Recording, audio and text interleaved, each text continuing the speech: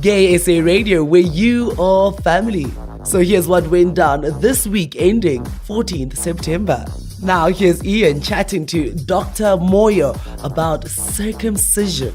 Gay SA Radio, where you are family. This is Ian and I'm speaking to Dr. Khumbulani Moyo about circumcision. First question of how does circumcision help prevent the spread of HIV? Circumcision prevents HIV transmission because, as you know, most men are infected through sexual intercourse. And so definitely the infection comes through the penis. And how that happens is because the entry of the virus into the body mostly happens in the foreskin. And that is because the foreskin, the inside layer of the foreskin, is conducive for entry of the virus because it is thin, it is wet, and has got a huge concentration of immune cells, Langerhans cells, that are, if you like, a receptor for the virus. And because the virus attacks immune cells, so it's easier for them to attack the foreskin than the outer skin of the penis or even the head of the penis. Please tell me more about the circumcision program that has been instituted in South Africa. In South Africa, as you know, I think last month,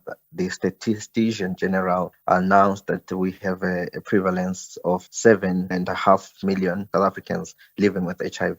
And that number is growing because of new infections as well. So with this evidence that male circumcision reduces the risk of infection, the government has made a conscious decision to make male circumcision available as one of the ways of preventing infection. And to do that effectively, we have to reach 80% coverage of men between 15 and 49 years of age, which is 4.3 million. So far, we are around 3 million, so we have about 1.5 million to go. And so if we do that, we would make a dent on the epidemic. And then what areas has Right to Care targeted with the circumcision program? Right to Care has worked in 7 provinces so far, in Eastern Cape, in KZN, Mpumalanga, Northwest, Limpopo, Gauteng, and the Free State. However, right now, we are focusing in Eastern Cape, Free State, Northwest, and Mpumalanga. We have actually circumcised more than 1 million men from 2012 up to now. And we are funded by CDC, which is a Center for Disease Control based in Atlanta. This funding is really made available for us to support the Department of Health in attaining the goal of circumcising 4.3 million men and prevent HIV. Has this funding helped Right to Care achieve the targets that they've set out in the program? Oh, yes. I mean, so far we've been able to reach our targets every year. You know, we don't work alone. We are supporting the Department of Health, but we work with other partners as well. And so as a collective, we have managed to obviously reach the 3 million circumcisions. And it's important to also note that just the actual procedure is not the only thing that we do, because we understand, as I said, male circumcisions helps prevent transmission by reducing the risk, but not eliminating the risk. So it's important that we put in our program communication and education to our clients before we do the procedure, to make sure that they understand that they still need to apply other preventive behavior so that they don't get infected. So use of condoms is important because circumcision does not make you immune from HIV. It only reduces the risk. What is the difference, doctor, between male initiation and medical male circumcision? The difference is that male initiation is all the activities that happen as part of a cultural rite of passage from boy to man. That is practiced by certain cultures within the country. So it's not all culture. But in places where we work, particularly in Mpumalanga, Free State, and Eastern Cape, it is part of the culture. And in traditional initiation, circumcision is part of the initiation, but not everything about the initiation. So the procedure done in traditional ways has been complemented now. What we're trying to do is to complement that and make it the procedure medical by using doctors from those cultures so that we are not contaminating the culture. We're doing what is culturally appropriate. So you have managed to integrate the two into the circumcision program? That is true, but we are not where we want to be, obviously. I think in Mpumalanga, we've made very great strides. In 2013, we had 33 deaths from traditional initiation without the medical intervention. But we have worked with the traditional leadership there, with the kings, the Ndebele king, and we have worked with the chiefs there, and they've been able to allow us to work with local doctors to integrate MMC. This year, we're not even talking of any deaths in initiation schools in Mpumalanga because of that integration. In Eastern Cape,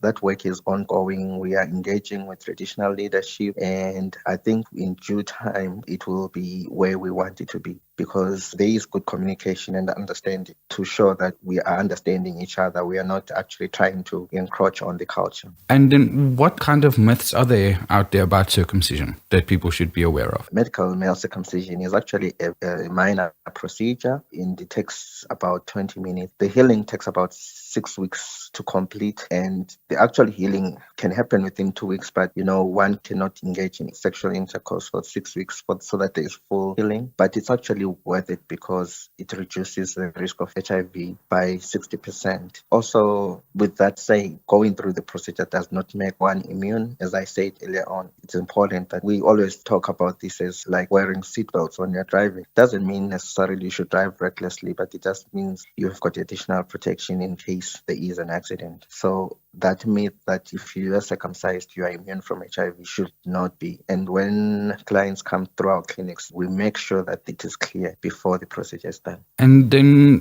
Doctor, how far do you think the program still has to go? I think there is still a lot to do, but I think what is important now is to understand that to reach the last mile, we have to work together with communities, with leadership, with traditional leadership, with all stakeholders to ensure that we reach every man, despite their cultural background, their race, their lifestyle. We reach out to everyone. We don't leave anyone out. One last thing that I wanted to actually make clear is that now that we are on your radio station, is that we don't often talk about men having sex with men and how this applies to these situations. And, the studies that were done, we had to prove that it works in heterosexual transmission, but there has not been any scientific proof that it works in men having sex with men. But having said that, we cannot leave any man outside. We need to communicate all these things. And also, medical male circumcision has got a lot of benefits outside HIV prevention in terms of preventing sexually transmitted infections, in improving hygiene and all that. So it is important that all men are involved in these conversations, in these discussions. Okay, isiDaya Radio where you are family. This is Ian, and I was speaking to Dr. Khumbulani Moyo about HIV prevention through male circumcision. So up next, here's Kwazi chatting to Prince Dlamini at a Durban event about all things Gay Institute. Gay isiDaya Radio. I'm Kwazi Msebenzi. I have Prince here with me. Prince Dlamini. He's going to be telling us about Gay Institute and what he does, and about the event as well, about what he's enjoying so far. And the event is it a conducive event? Did he learn something or what? Prince, welcome. Hi guys, my name is Prince Dlamini and I'm from the Gay and Lesbian Center, which is in Morningside in Durban. So now, what do you do there? I am one of the lay counselors and I'm also one of the advocacy. Okay, you are one of the advocacy and the counselors. So what are you learning so far from the event, ANOVA event, and are you learning something conducive to some gay people in the world? Okay, we and ANOVA, we are stakeholders and we've been working with ANOVA for quite some time now. And yes, I am learning a lot because we are working hand in hand. Every now and again, we have events and we are doing one and the same thing. So we are testing, we actually encouraging, more especially gay and lesbian people and transgendered women and men to come and get tested just to know your status as early as possible. Okay. Now, with the issues, we were talking about the issues they face as we are the LGBTI community. Now, one issue that comes up is housing. Do we have shelters where people who are affected by homophobia or whatsoever in families and stuff, do they have maybe somewhere they can go and just find shelter if they're deserted or what? For now, we don't have any shelter that I know of. But what we can actually do, we always encourage people, if there's anything that's affecting you with regards to any homophobia or whatsoever, please come up front, come to our offices, report the matter, and we'll take it from there. Thank you much, Prince Dlamini. You are listening to Gay SA. My name is Kwazi Msebenzi. Now here's Chris chatting to Jason Hes about being an author and all things Comic-Con. You are formerly known as Jason Hes, not the artist formerly known as. Oh, I've always been known as. Well, I mean, I tried so hard. It would have been wonderful to have a backstory, and that's where I come in. My name is Chris, and this is another episode of Black, White, and Everything in Between, a South African comic, episode 4 of 5. Now, normally, and please, keyword is normally, I conduct myself with a lady's decorum every time I do record a podcast and meet some cool people. You would have heard a lot more of me on this podcast, but the sounds and I would certainly make in Spanish make a lot more sense than what I was actually saying on the night I met Jason Hes. He is the author of Our Immaculate. It's horror fiction that is guaranteed to kind of scare your panties off. And, the universe decided to remind me that 1, tequila is not my friend. 2, don't drink before a podcast. And 3, in what life did I ever have the right to concept of normality? I've impressed with a little bit of cut narratives on what I thought I was trying to get into or mean or whatever it was when I referred to my ramblings as questions. But first, here's some fancy facts. Check this out.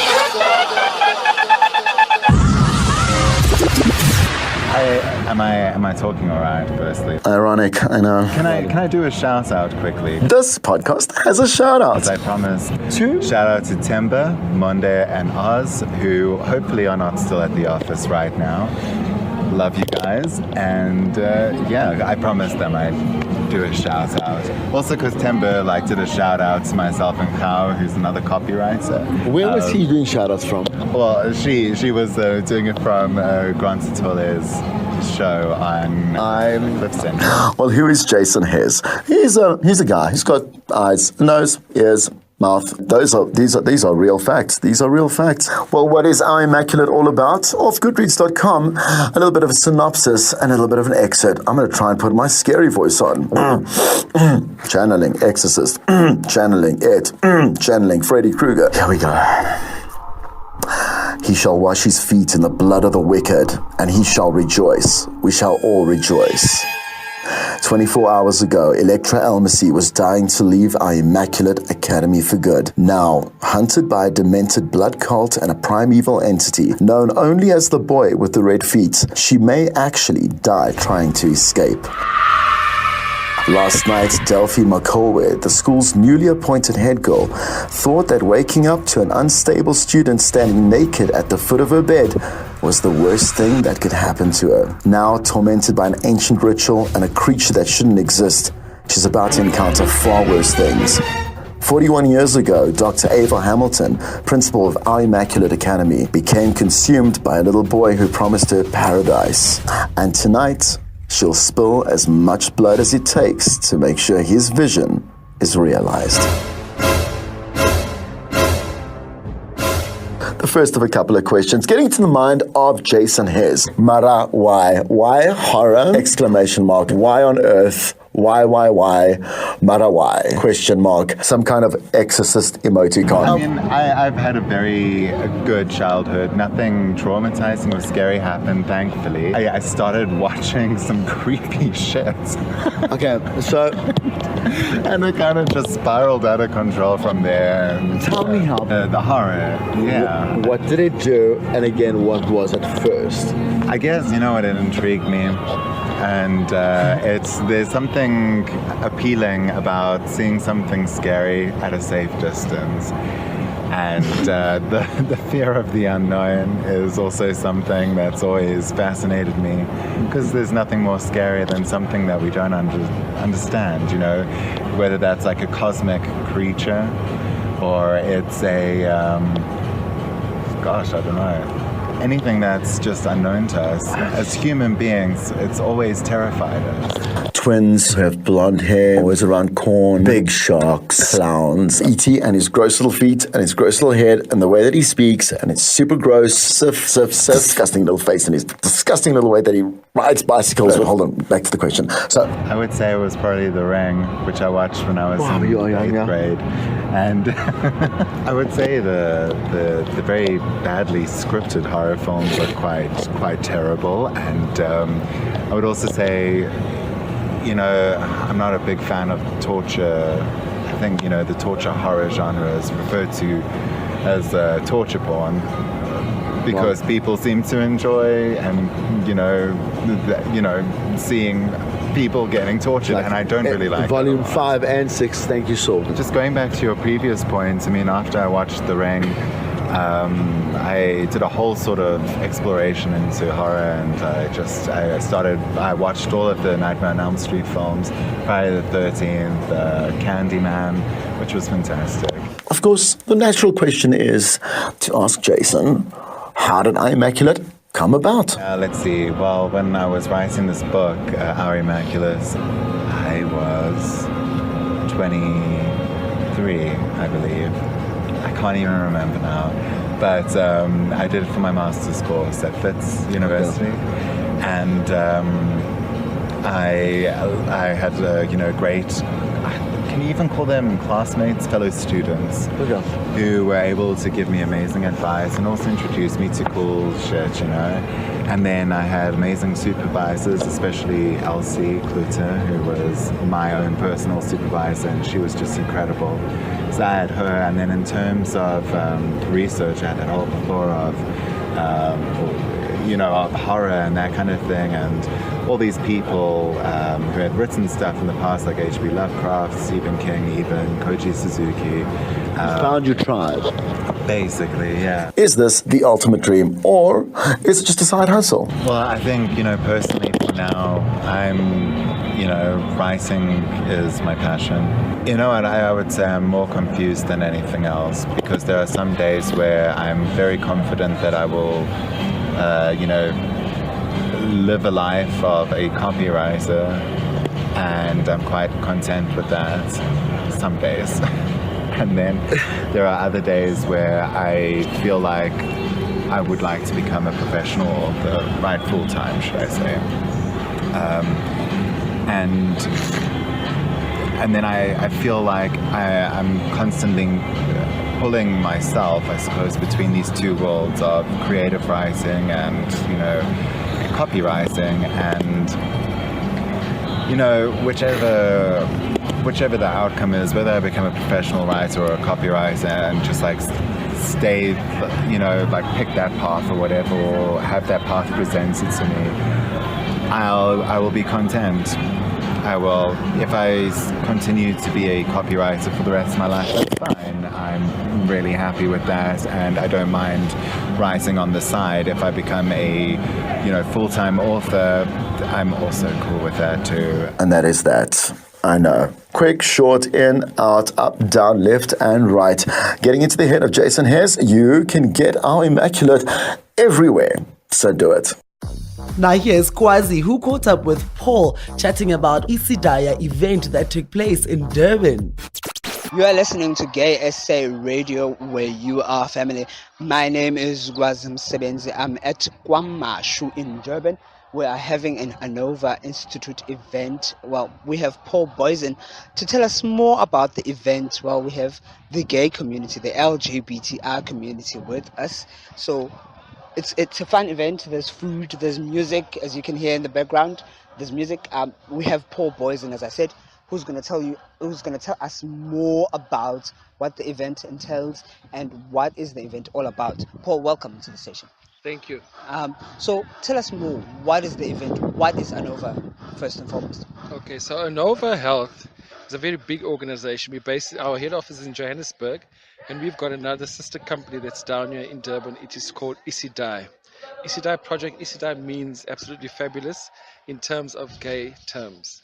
So here we deal with MSM, men who have sex with men, and transgender, TGs.